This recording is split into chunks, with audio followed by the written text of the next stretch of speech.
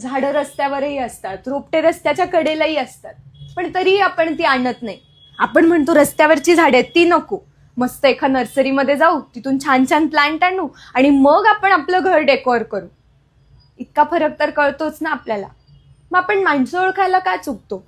म्हणजे रस्त्यावरची झाडं जशी फुकट मिळतात पण लोकांना नको असतात, तशीच नर्सरीतली झाडं असतात जी सेम झाडं असतात पण विकत मिळतात म्हणून ती आपल्याला चांगली वाटतात.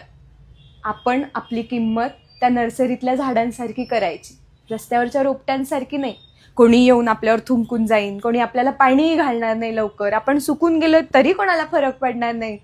पण त्या नर्सरीतल्या झाडांना किंमत असते की नाही? एवढी एवढी रोपटी पण किती महाग मिळतात. आपण आपली किंमत ठरवायची असते. ते तर बिचारी झाडं आहेत, त्यांना आपण जिथे पेरू तिथे ते उगणार आहेत.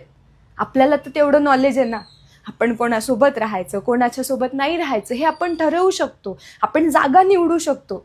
मग आपल्याला ज्या जागेवरती किंमत आहे ना, आपण त्याच जागेवरती जायचं.